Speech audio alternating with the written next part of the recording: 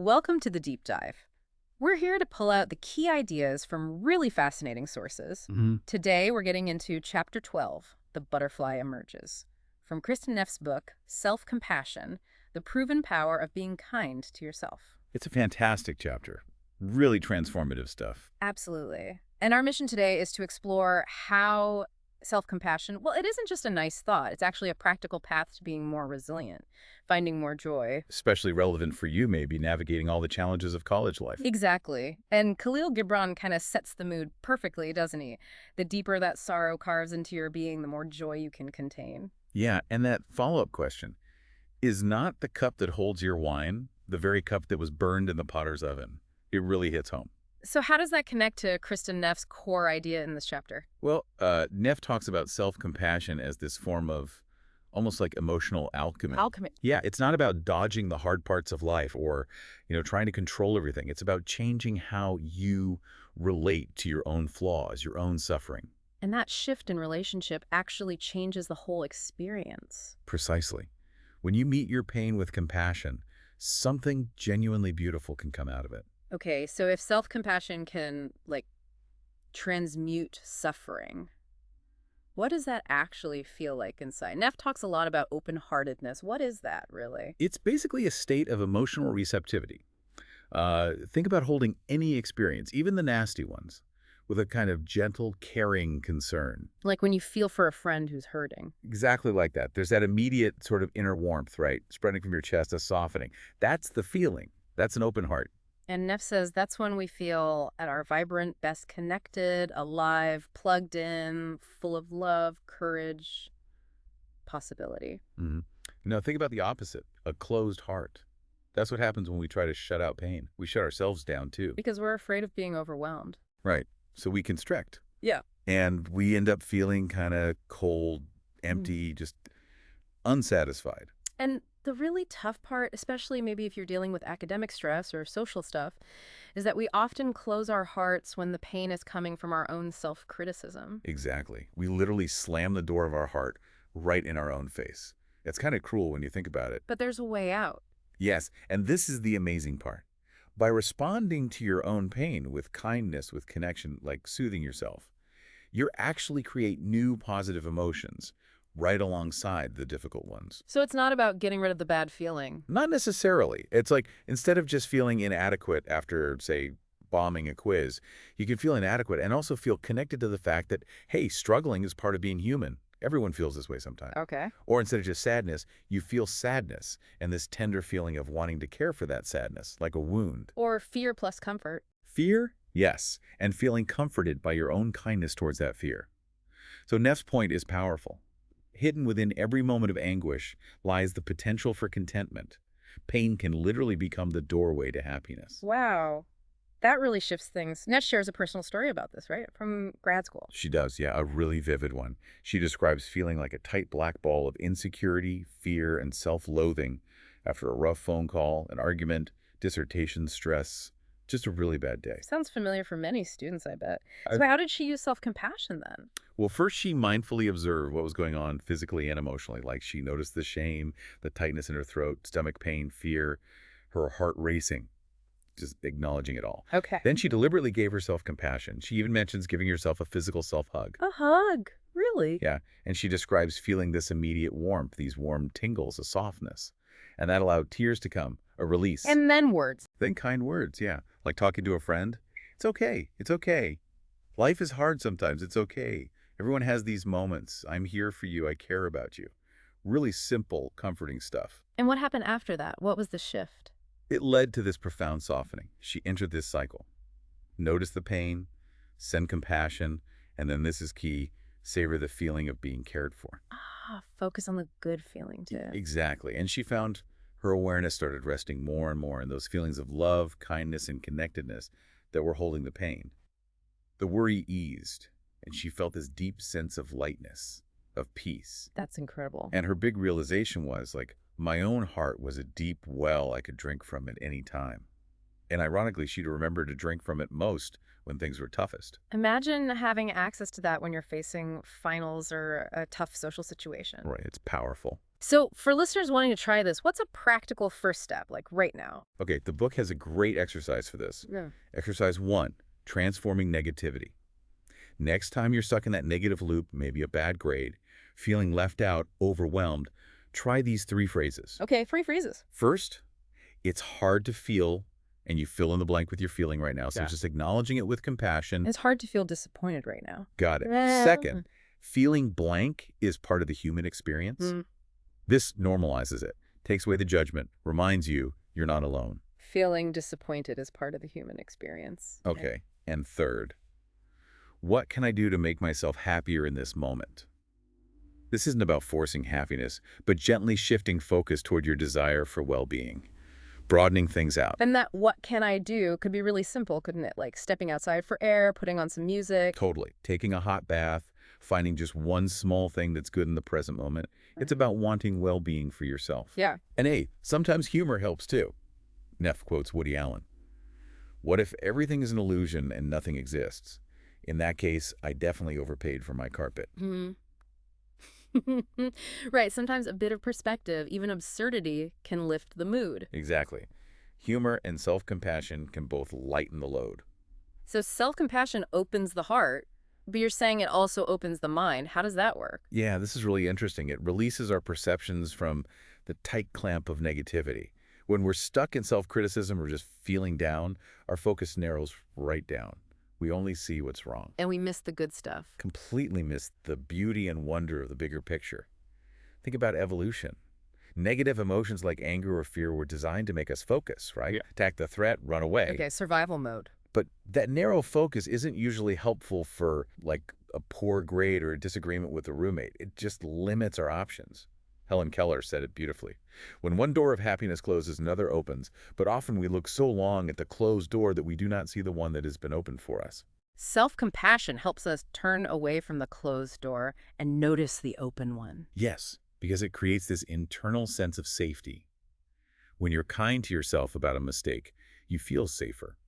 You have the courage to, as Neff puts it, peek out from the rock we've been hiding under. And things might not look so bad out there. Often they don't.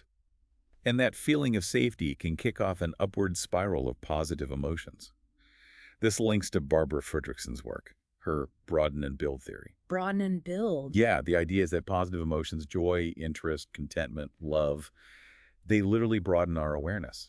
They make us more open to new ideas, new experiences, more connected, more trusting. So feeling good makes us think better, more creatively. Essentially, yes. More receptive, more creative.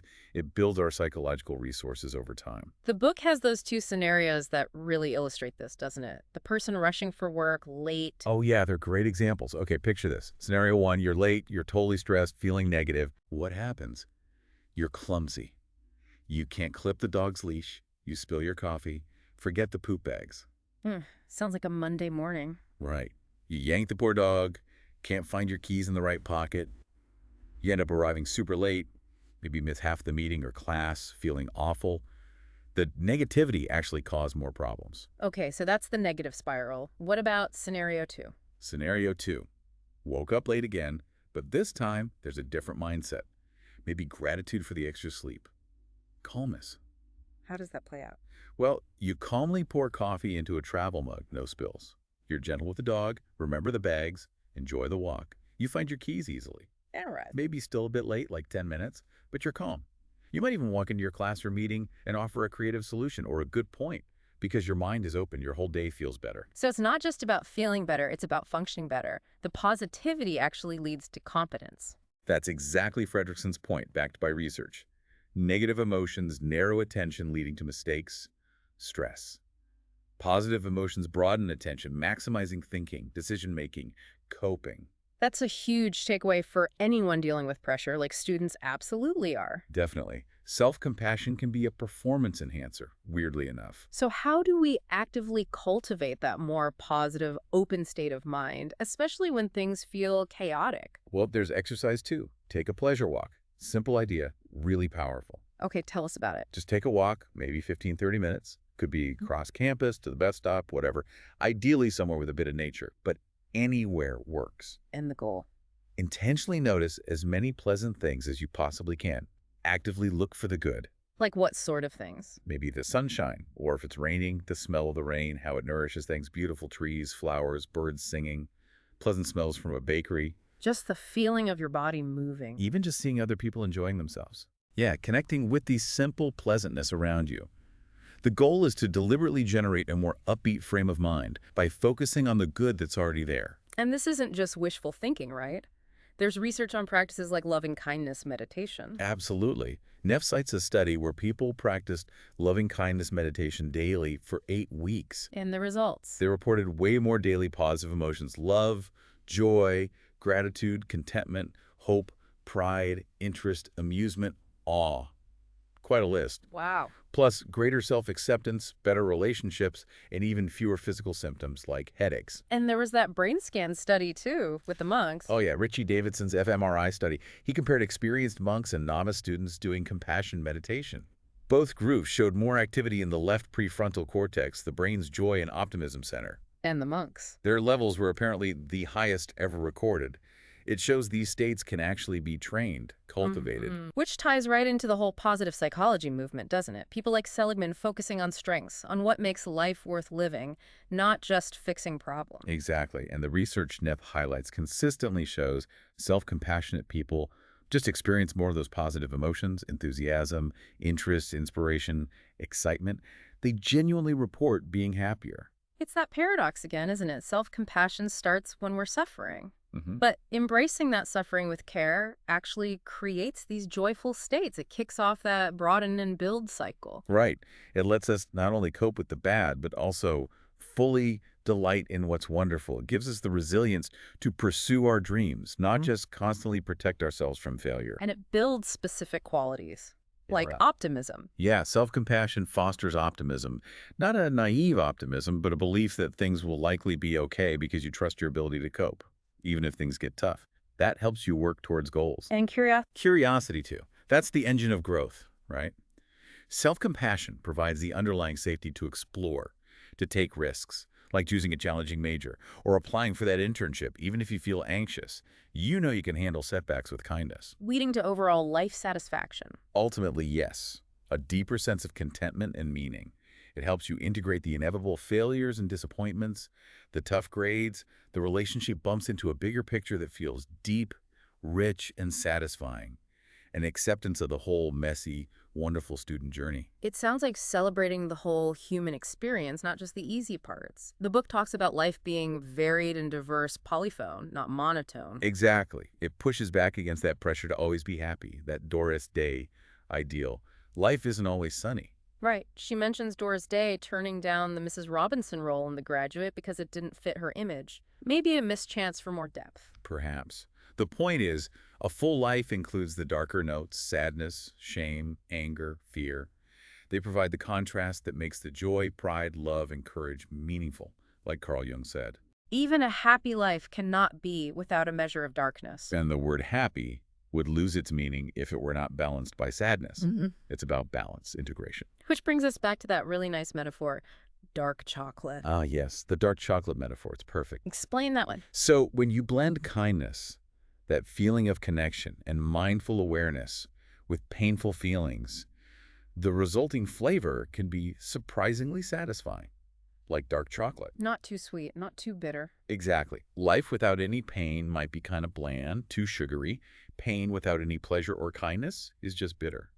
But when you hold both together with that open heart. It feels whole, full, complete. Yes. So next time you're facing something tough, maybe academic pressure, maybe personal stuff, try to remember dark chocolate. Can you wrap that bitter feeling in the sweetness of compassion? That's a really helpful image. And Kristin Neff shares her own incredibly powerful story about applying this with her son Rowan and his autism.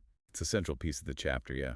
Really illustrates the journey. Early on, things were incredibly tough for the family. Exhausting, endless screaming fits. But there were glimmers, like his connection with nature and that horse Betsy. Yes, moments of unexpected peace.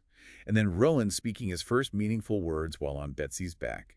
And a temporary positive shift after encountering Sand tribesmen. Which led to this kind of wild idea from her husband Rupert. Right, this crazy idea to take Rowan to Mongolia for healing with traditional shamans. And Neff's reaction was, Not immediate enthusiasm. Not at all. She admits feeling terror.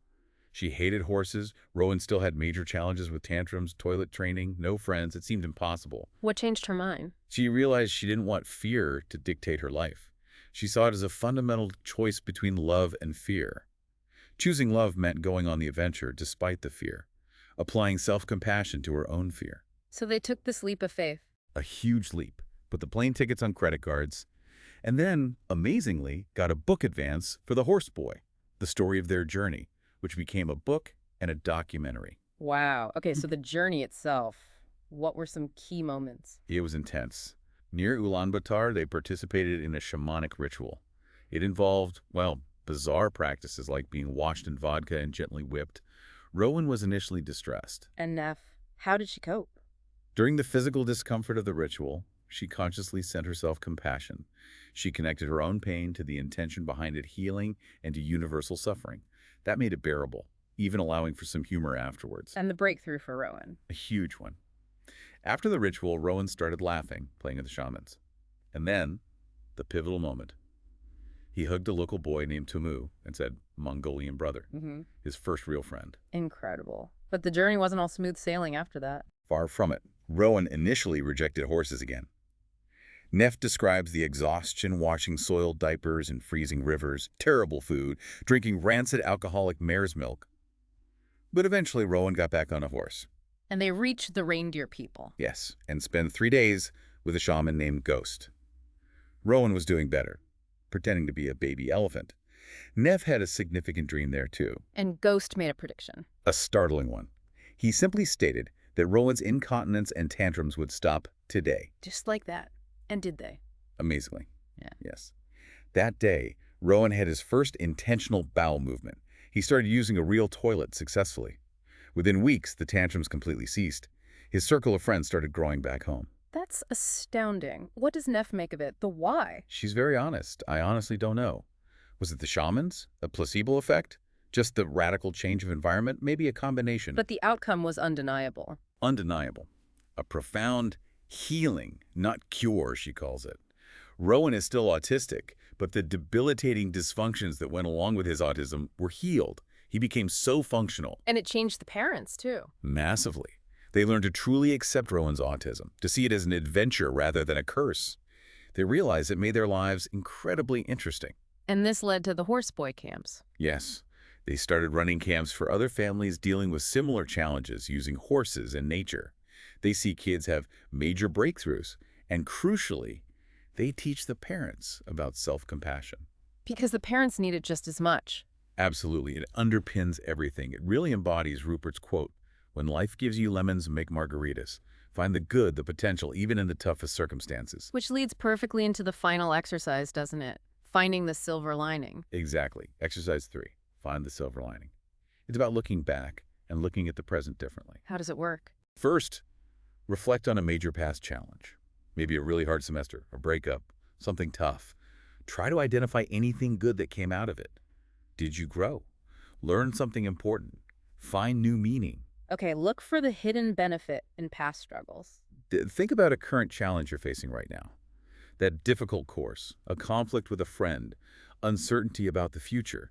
Can you try to see it in a different light? How so? Look for potential positive outcomes, even small ones. Is there a learning opportunity? Could it lead to a positive change in your career path, your relationships? Maybe help you reorganize your priorities? But what if it's just really hard to see anything positive? If you're right in the thick of it? That's a really important point. If you try this exercise and just draw a blank or feel resistance, that's perfectly okay. Neff says that's actually a signal. A signal for what? A signal that you need to apply more self-compassion first. Go back to those 3 doorways. Kindness, common humanity, mindfulness. So be kind to yourself about finding it hard. Exactly. Offer yourself those kind words. This is really tough right now.